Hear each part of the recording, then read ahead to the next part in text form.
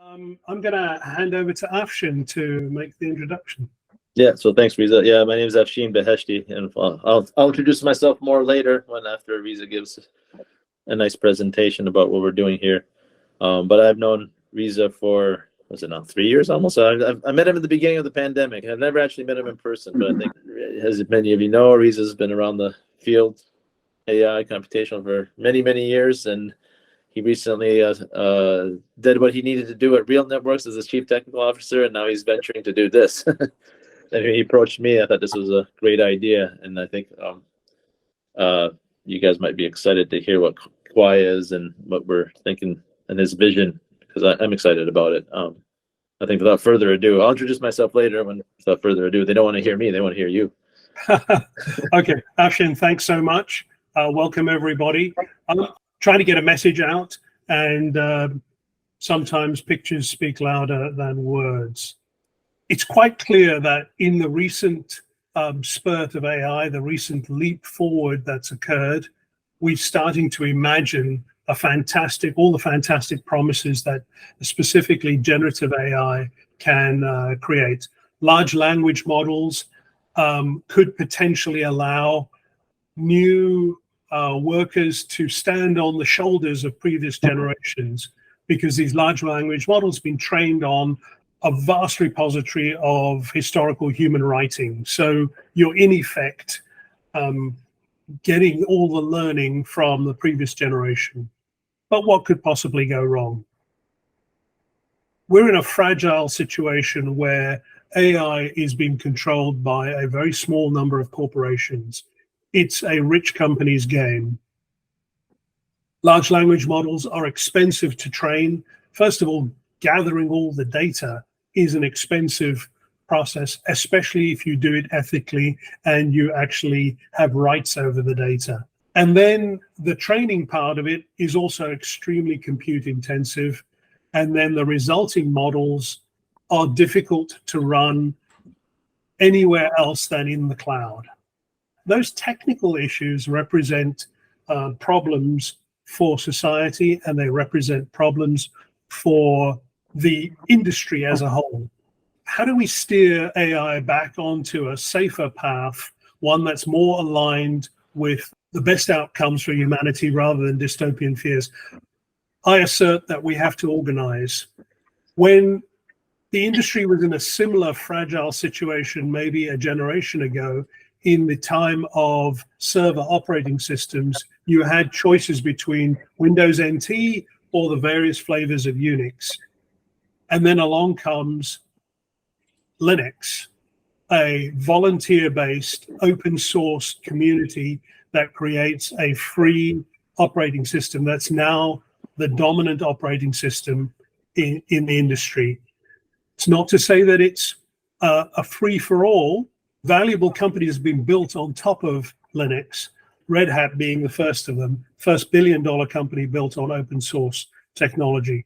So we call this is a call to action.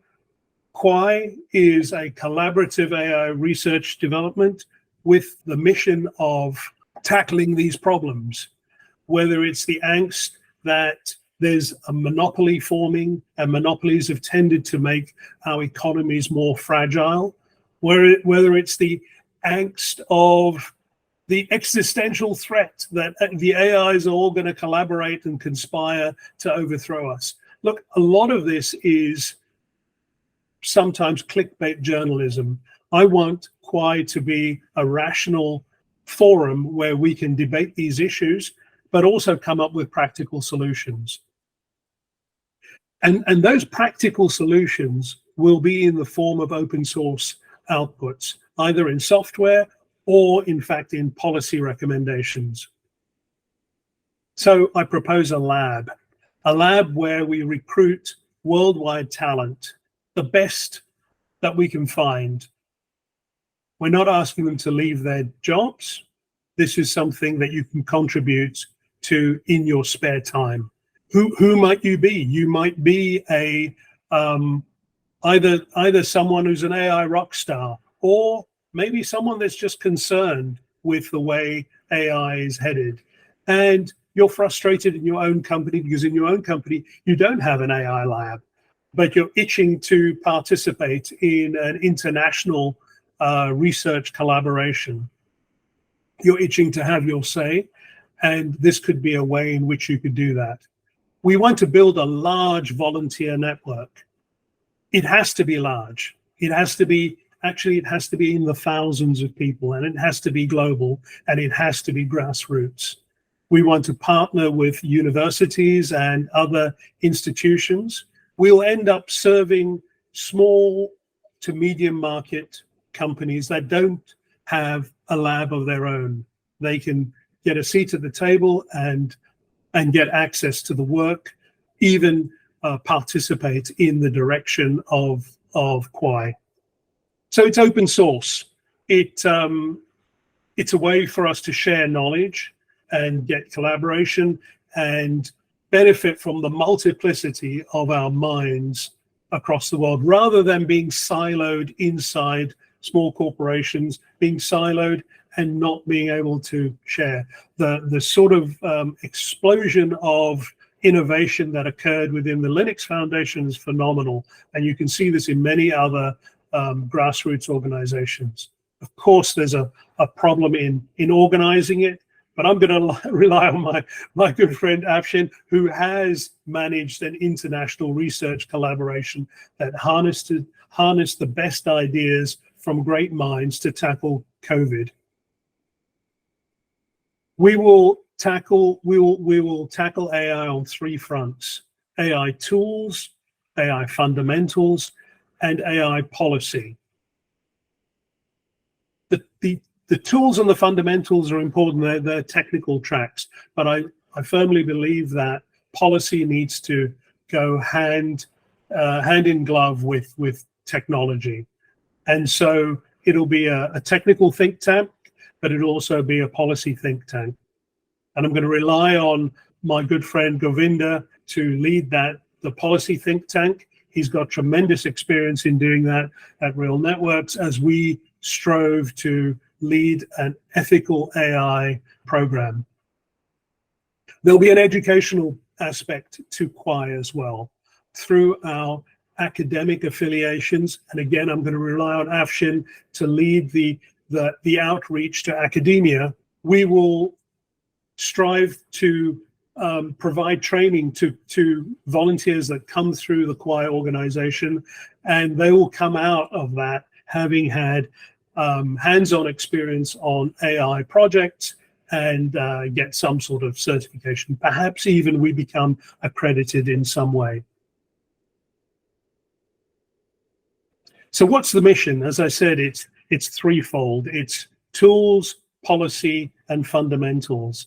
On the tools side, I think it's very important for the output of Kwaai to be open source tools that help democratize AI development. So it's not just in the hands of a few corporations, but we allow a wider audience of companies as well as people to enjoy the tools of AI. So what are consumers going to be doing with this? Well, we'll come to that later.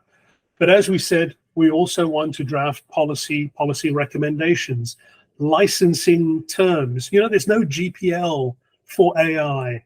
The GPL that would cover training data such that you can specify what parts of training data you own and what parts you're licensing. And that's a whole brand new area that we need to make some inroads on. And then AI fundamentals. AI, the actual core component of AI, the perceptron, has not changed since 1940. I think we can do better.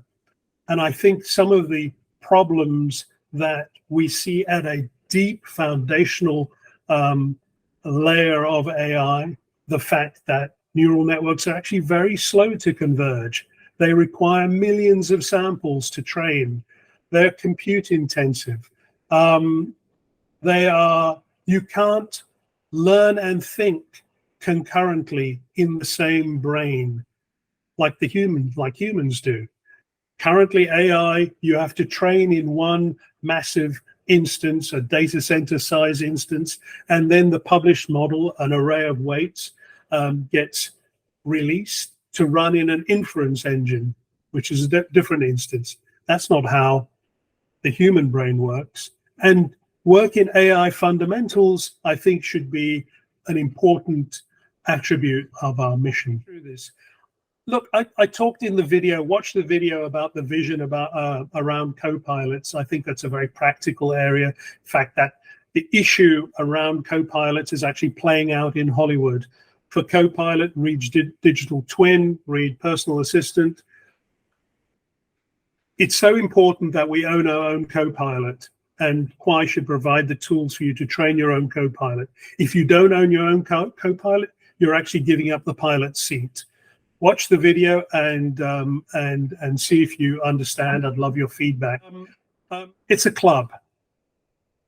Membership has its privileges. We invite corporate members to get a seat at the table. Of course, there'll be tiered memberships. Corporations can join for a fee, and that will actually fund the development, because AI is expensive in compute resource. There will be revenue coming in. Enterprises will pay membership fees. This will be an open source community, but it will require some financing. The ecosystem, this is like an engineer's drawing of what the Kwaai ecosystem looks like. But it's a lab where we'll have three broad entities or personas interacting with us. Enterprises providing membership fees, receiving services and tools.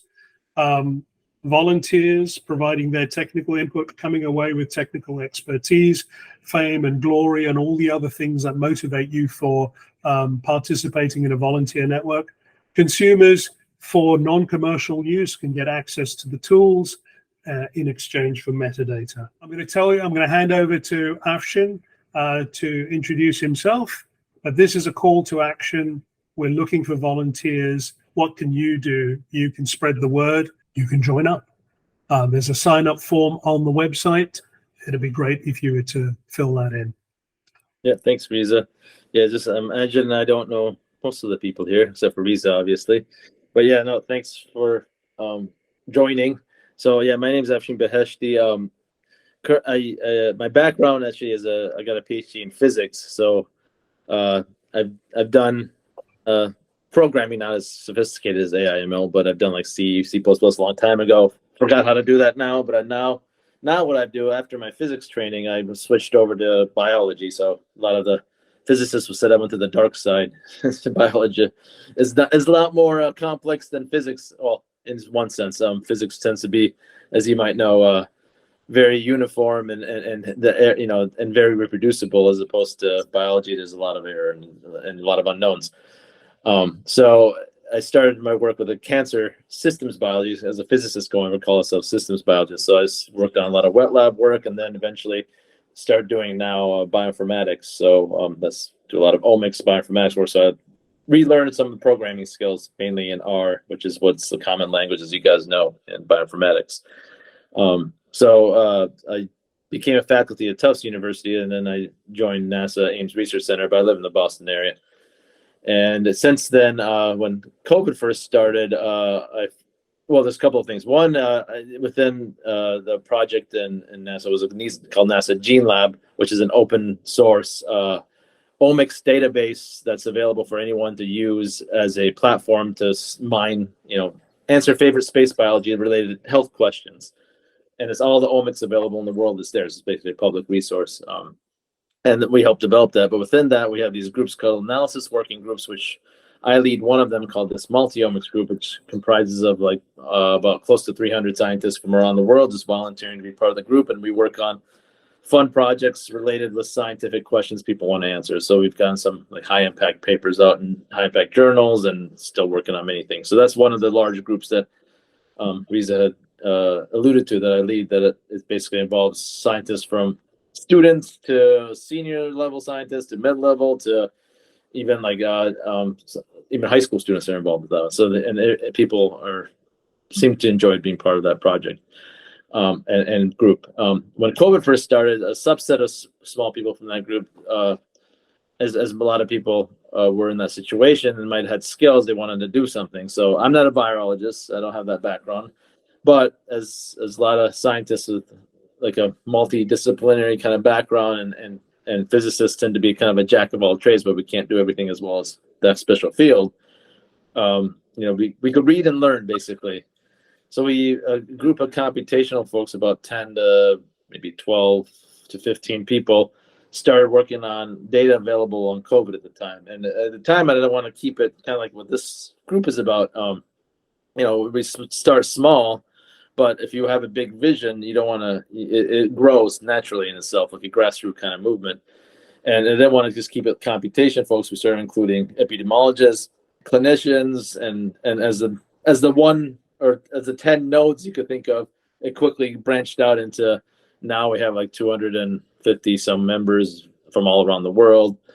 And not everyone's active anymore, but they're the part of the group and listening in the background. And then we got a core group of members that are still working. And we became a nonprofit along the way. So it's an independent entity, which Riza's part of also. That's how I met Riza, through his brother-in-law, who's a cancer oncologist at Johns Hopkins Medical. So, in the background we have is from lots of different groups. So within that group, what made it successful is people working together and me pushing the group to work on many different projects, from the biology behind COVID, how long COVID we're working on, and then also developing tools. We developed this like COVID exposure assessment tool, which some people helped and we put out, and places like even like NASA centers were using that to look at risk assessment, to when they should wear masks and how they should control policy. And there's other places that opened up. And we also partnered with Riza for this mask app, that Real Networks created. That was pretty neat. And we just looked at the biology behind that and said, yeah, that seemed a good thing to do.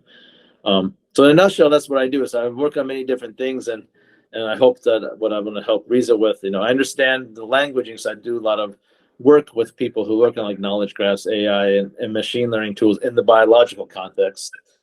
And what I want to do is bring in the network of people I have and have it grow how we've grown these other groups, kind of a natural process of, seeding the plant, planting the seed, and then let it grow from all the people's networks here and further.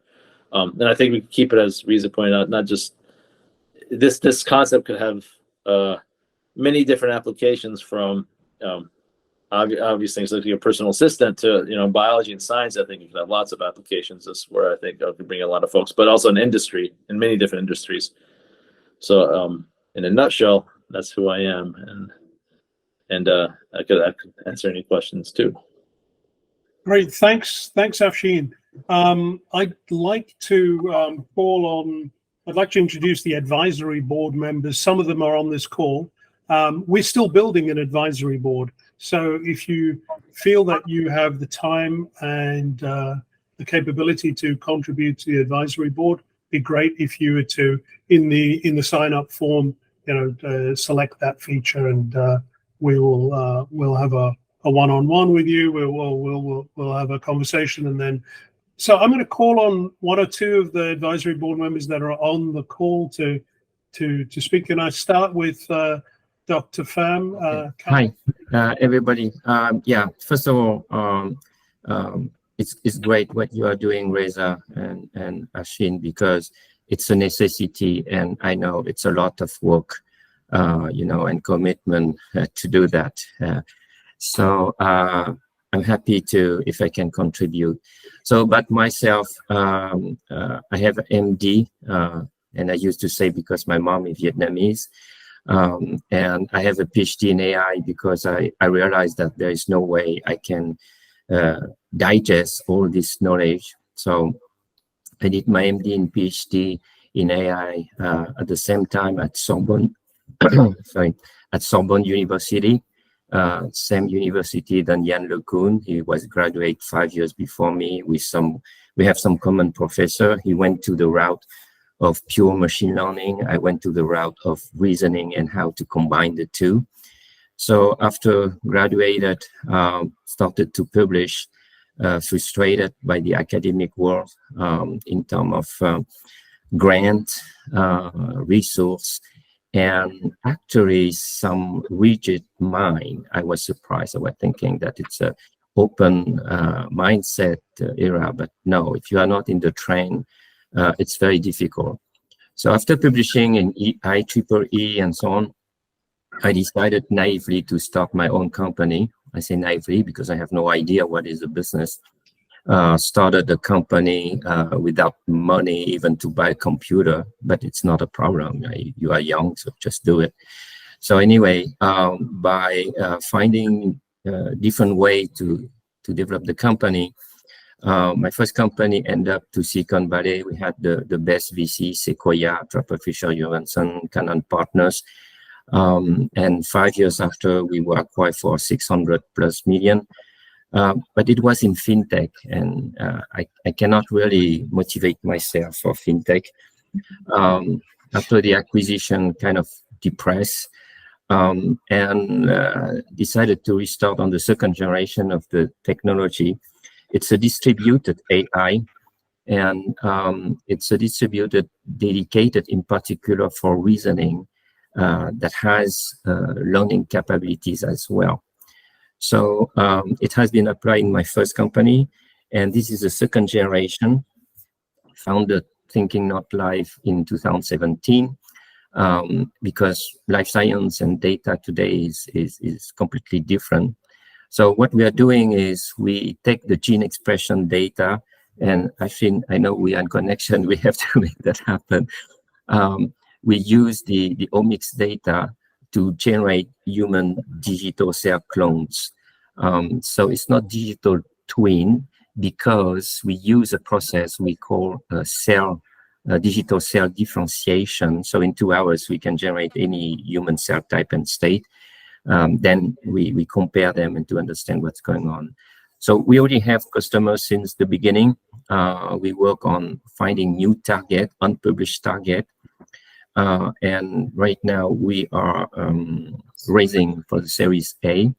I have amazing executive team. Combined, we are involved in $12.5 billion exit, and it's a multidisciplinary team from medicine, biotech, pharma, and so on. So I'm very interested to participate because I cannot handle anymore since ChatGPT out there. I hear so many nonsense, and reasoning is something very important. So I hope I can contribute to your mission, Reza. And thanks, Kwaai. Excellent. And you can see, there's a strong tendency of towards life sciences, but I'd like to maybe put Govinda on the spot. Maybe Govinda, if you could introduce yourself and talk about the policy arm of the Kwaai initiative. Thank you so much for inviting me to participate. I'm a lawyer, licensed in New York, Washington, and Sri Lanka. And I worked in this space for over 10, 15 years now. Most recently, I worked with Reza at Real for about 8 years. We developed a couple of AI-intense products, a lot of data use and things like that, open source. So I'm very familiar with the data use and AI. And also we have had a couple of run-ins with the regulators, interactions, and we know what is at stake here, the questions they ask, concerns they have. We have had a couple of matters with them, intensely negotiated. So I have a lot of experience in all those aspects, especially with the FTC as well as the European regulators. And I have a lot of knowledge in open source software, GPL, LGPL, or whatever that is out there. So, and I have looked into the current AI products that are out there. Not a lot of documentation as to how the training has done.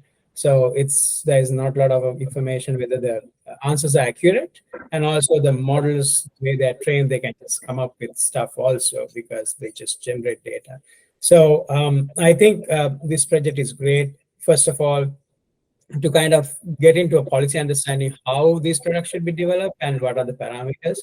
And the second thing is how regular people can use it, because GP Chat Pro is free, but then when you go to the paid version, it becomes very expensive if you really go into using it for commercial purposes. And also even Google Labs, AWS, they all have it, but once you start using their commercial version, it becomes really, really expensive over time. I started using some of them, and it's a lot of money. So I think there is a problem to be solved on the policy level, as well as the technical side, as Reza said. So I'm happy to dig into the policy side, maybe get a licensing piece into it, how people can contribute data, as well as get some kind of assurance that that data would not be misused, but at the same time, use it for good purposes. So I'm glad to be a part of this. Thank you, Reza, and everybody else for being here. Fantastic, thanks. You know, I'm going to put someone on the spot. Mike Rubin, I see you standing there, and you filled in the form, selected you'd like to participate on the advisory board. Mike, why don't you tell us something about yourself and about Dreamium? Oh, absolutely. Yeah. So like most of the people on this call, I've been around a long time. It looks like I'm just looking from the pictures. But I've been in the tech industry forever. I started in the PC industry, helped create the consumer PC industry, built something called Compact Presario from the ground up, became the #1 consumer PC brand in the world. And then I had the fortune of being founder at one of the earliest search engines, Alta Vista, way back when. So my heritage is long in this industry. More recently, I got excited about something called Bitcoin back in 2012, mostly about the blockchain, and have been pursuing digital rights management on the blockchain ever since 2012. Dreamium Labs was sort of the culmination of that work when we shifted from trying to figure out how to decentralize and manage digital rights for streaming of media to something that became very important to me around 2016, which was as the world was going to go to something that we're now calling the metaverse, which I was just calling the mirror world back then. Digital rights management for individuals became really important to me, especially since I was at the forefront of creating a lot of the privacy problems that happened in the first generation of the internet, and the fact that we've all usurped our own identity ownership to the same large tech that we're worried about now for AI. And so we've developed some patents and intellectual property around self-sovereignty of your persona. And we don't really call it identity, although that's really what it is. But persona is really, as you kind of described it, co-pilots, but it's really your digital footprint of yourself, how you think digitally, how you be represented digitally, all the activity that you do, all of the skill sets that you obtain in this digital world, and maintaining sovereignty over that information and data, because the last thing we want is for big tech to be able to create copies of our brains. And that's where we're headed, especially as we think about next generation internet, metaverse, and all the things that are involved in it. So we've been working with AI, but really on the periphery of it as one of the input sources to your persona and its ability to create, everyone uses the term digital twins, but create multiple variants of you, some of which can be autonomous, some of which might be under your direct control. In all cases, you own it, you own the data, and there's a secure tokenized access system that allows developers to have access, so you can become part of these more interesting immersive experiences without giving away your digital brain, but the applications can utilize your knowledge and learning and skill sets. So I hope that wasn't too much time, but that's general overview, and I'm extremely interested in a couple aspects, Reza, that you talked about. One is the co-pilot, because I do believe that the power of AI is in enabling individuals, not replacing them. And I think the idea of a co-pilot is very much in line with that. This is your alter ego that can guide you and mentor you and do all the things we wish we all had access to at every stage in our life, and very few people really do.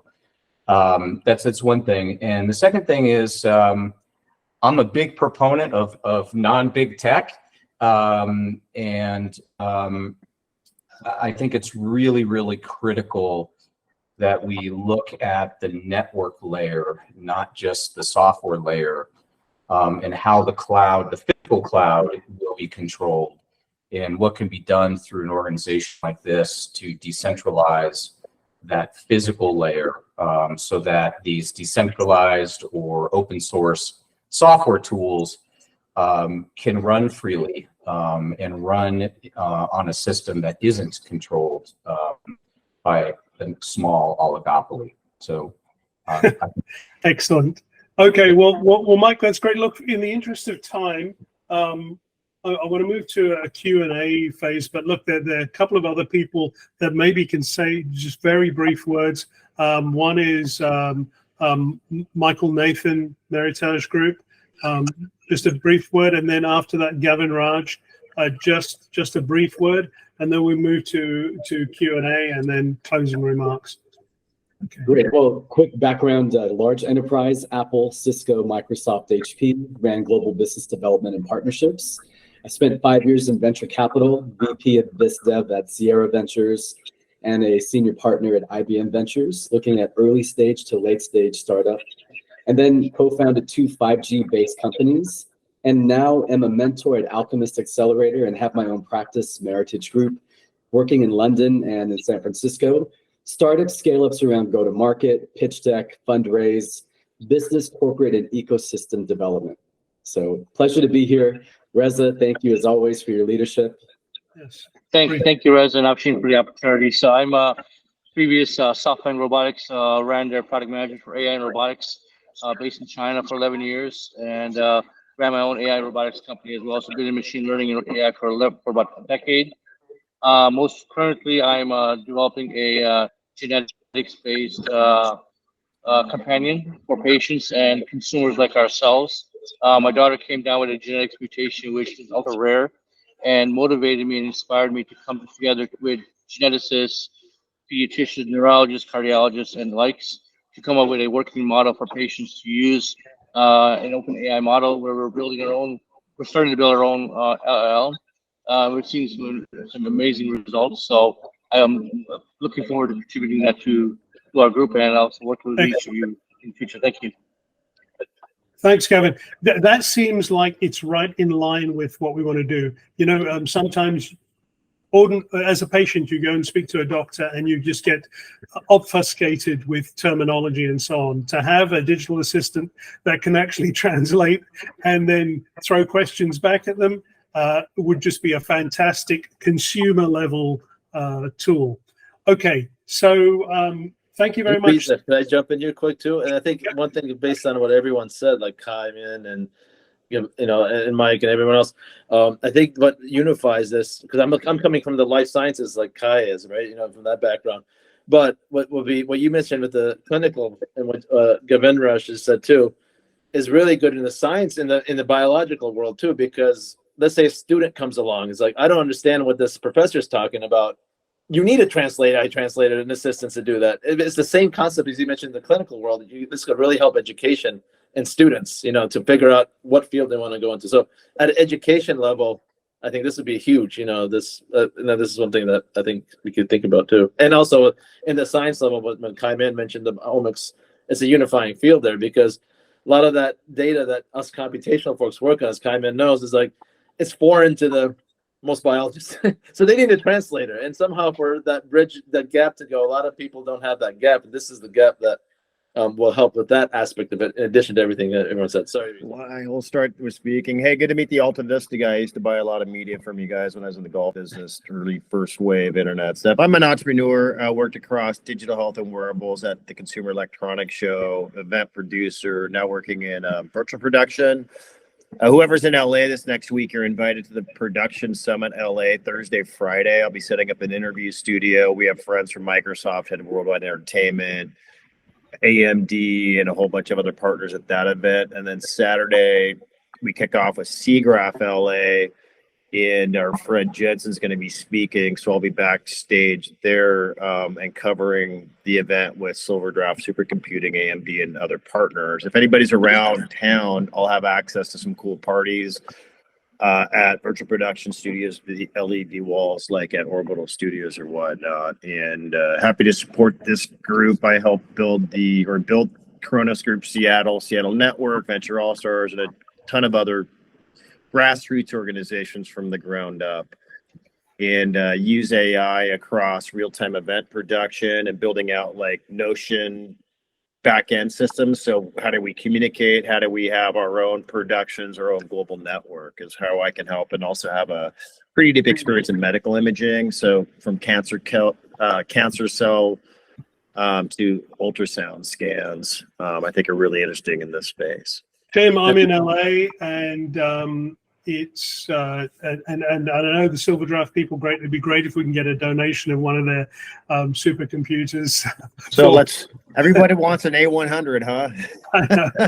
Yes. So Okay. actually, let's get them up. Okay. So come down and I can introduce you to the squad and we want to spec out basically what's the hybrid model between cloud, on-premise computing, and what does that look like as a system package.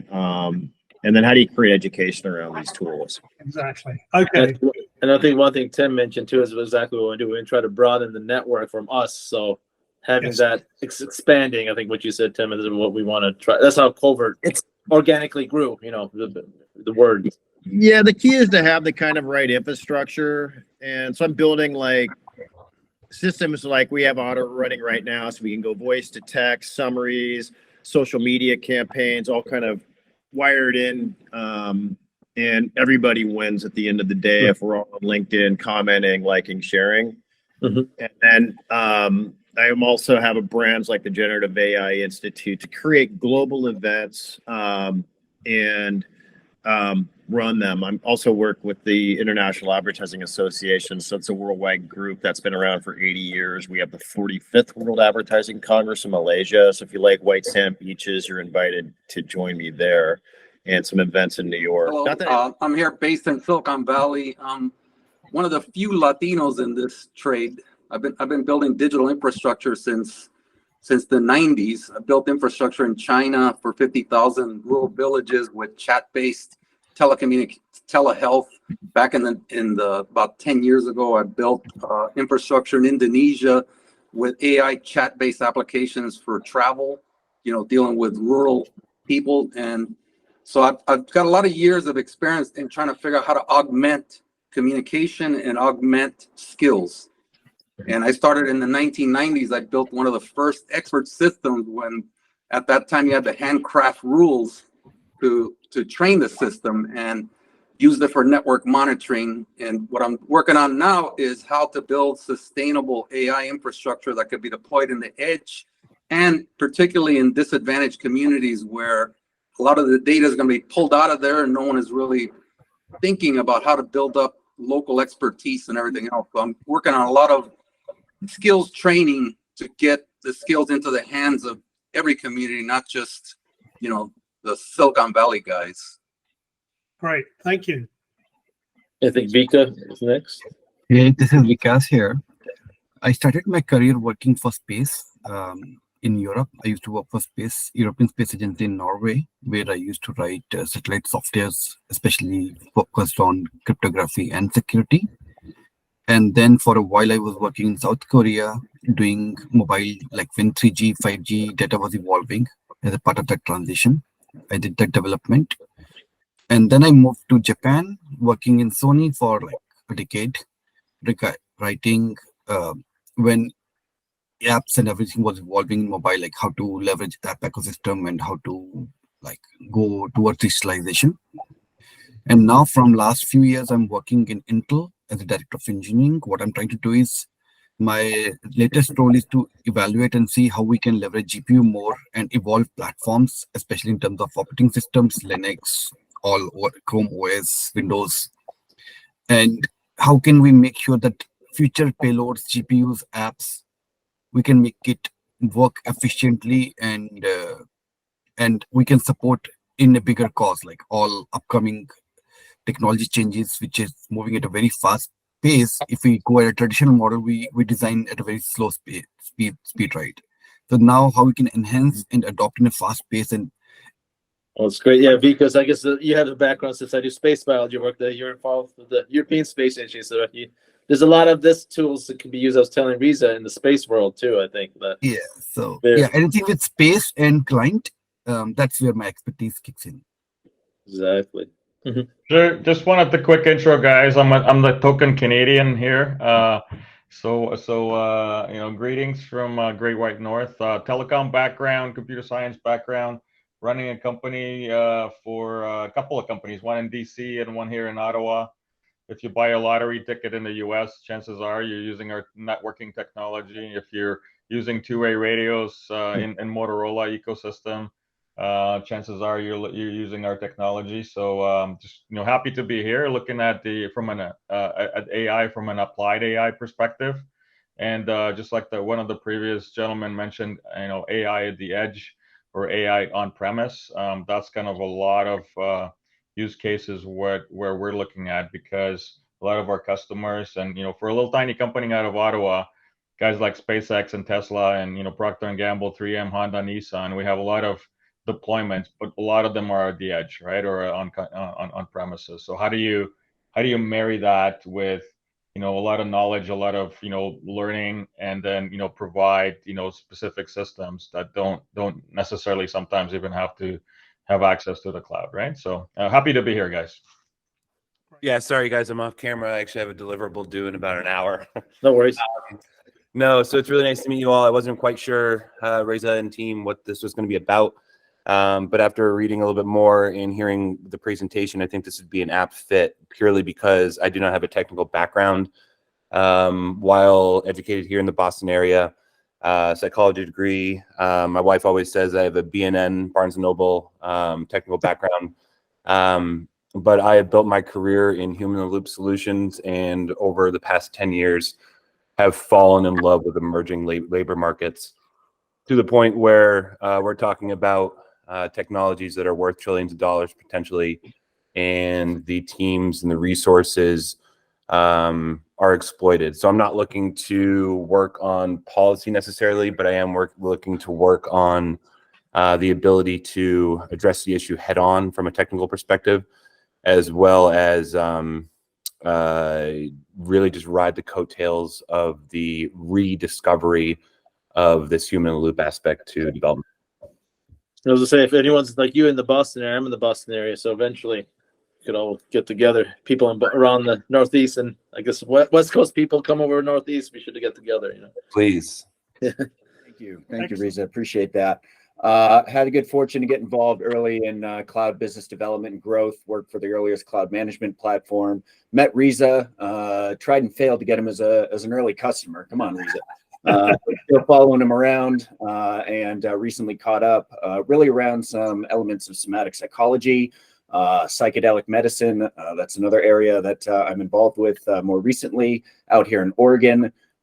So looking forward to kind of seeing how our world and the artificial world begins to intersect, and what the implications are on our humanity and on our psychology.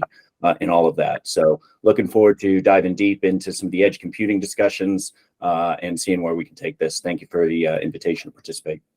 Excellent. Okay. Well, thank you so much, everybody. Gosh, you always have this fear, I'm going to throw a party and no one will come. And this is a fantastic turnout. Just in the last couple of minutes, let me say this is a call to action.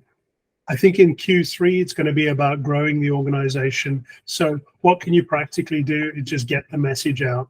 I've got a white paper that I'm authoring at the moment, which is basically a narrative of the deck that I presented. But it's a message, it's a movement we're creating, and we need to enlist more members, get the word out. And so that's what you can do. You can spread the word to your organization. If there's any improvements we can make to the message, I'd love your feedback. The website is, we put that together pretty quickly. I want to have a quick shout out to one guy that's on this call. Darren Warner, thank you very much for being so supportive in all the initiatives that I've undertaken. And he was very helpful in getting the website together, getting the domain set up, and all sorts of things. Just quickly, I saw, and probably you guys saw it as well on the Time magazine, saying AI by the people, for the people. And I think this would match very well as a baseline. There's lots of stuff to do. We're going to be formulating working groups later on. At the moment, it's about growing the organization, it's getting the message out. Let's craft that message, make it more compelling than it is in the moment. I tend to be on the wordy side. I'm looking for other ways of making the message more compelling. We need some marketing input. Get the message out, grow an organization, and then it'll be very difficult to argue against it. So what is the commitment we're asking for you? We're asking for at least 8 hours a month. That's not a lot. That's a 1 hour a week call, a quarterly summit. Maybe the annual summit is 2 days long. When spread over a year, it works out to be about 8 hours a month. It's not a big commitment. Don't quit your job to do this. It's a volunteer position. There'll be a few internal folks on payroll, like many associations have. I'll not be on payroll. I myself are going to have a day job starting Monday, in fact. So this has its strength in being a volunteer organization, and it's through the efforts of a large body of people that are committed to a cause that we have our strength. Look forward to seeing you all again next week. Thank you very much.